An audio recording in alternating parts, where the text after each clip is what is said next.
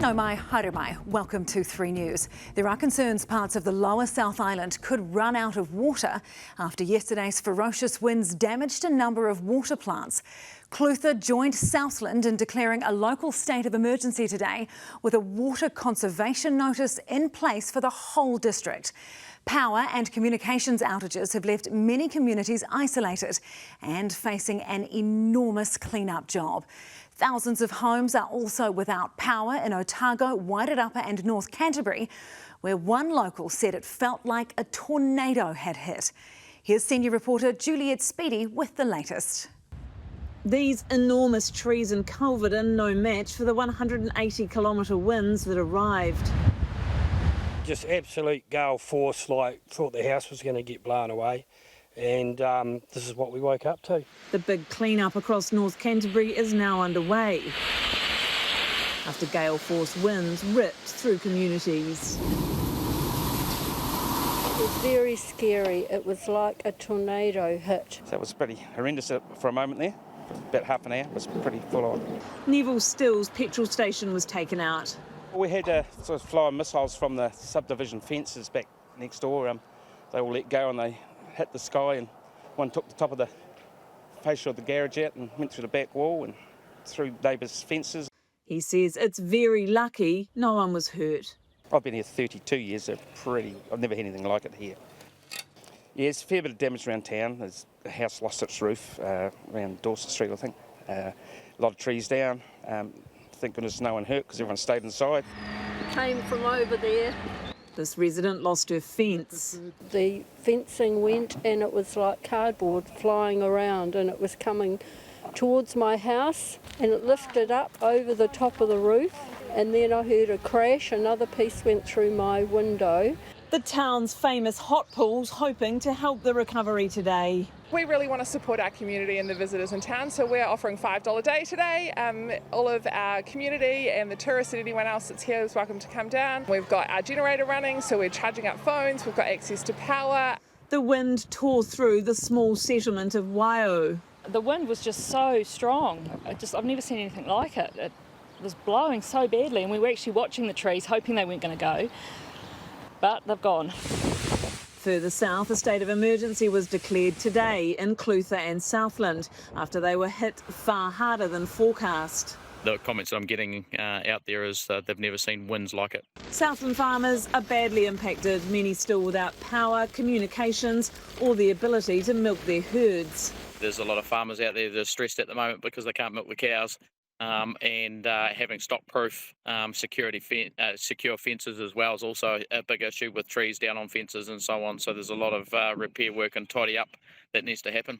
Without power, milking's become a major animal welfare concern, and getting generators out to farms has been the top priority. There's definitely some distressed people, no two ways about it, and we're receiving those phone calls, people not knowing where to go for help. More than 300 farms have been affected across the region, and helicopters are in the air today to assess the damage and reconnect power. After a storm like this, everyone's hoping the only thing blowing in next is summer. Hopefully it's been a nice summer and all the tourists can flock back in.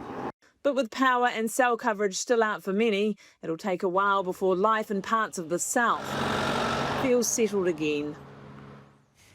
Kia ora, Juliet. So why were the states of emergency only declared for the Clutha and Southland districts today?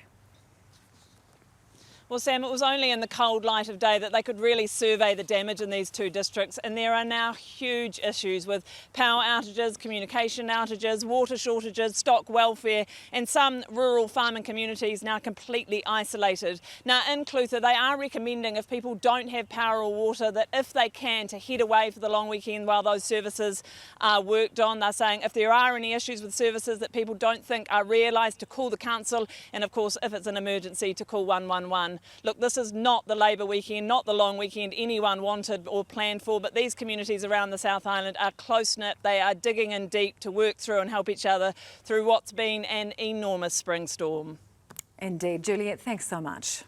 Met Service Head of Weather News, Heather Keats, joins me now. Kia ora, Heather. So what happened with the red warnings? Because it seems that the areas that were hardest hit were a little bit outside of what was predicted. Well, yes and no. So we had warnings and watches out for the entire South Island yesterday for wind.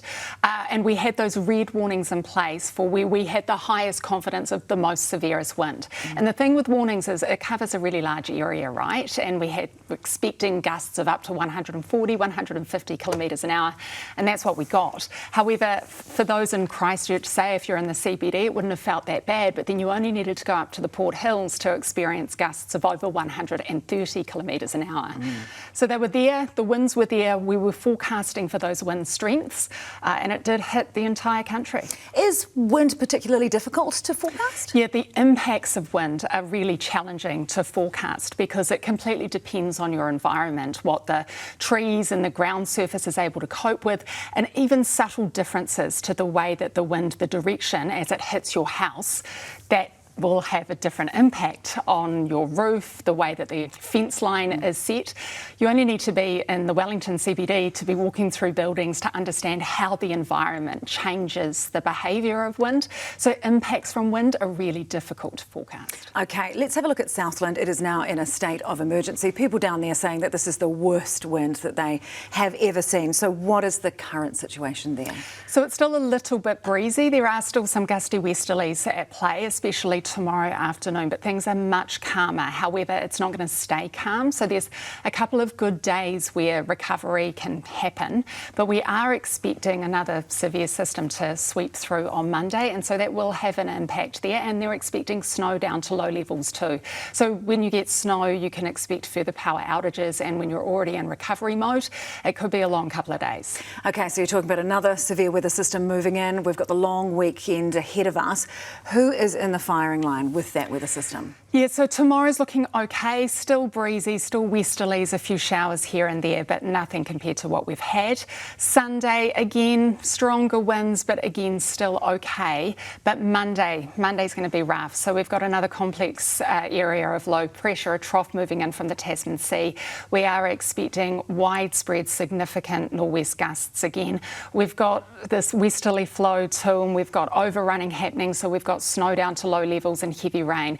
Look, the focus on Monday and Tuesday will be sort of from, I guess, halfway up the South Island all the way over the North Island, but we are going to see that snow to low levels as well, so it's going to be hazardous conditions again for driving, especially on Monday. OK, a lot to take on board. Heather, thanks for breaking it down for us. Really appreciate your time. Tēnā koe.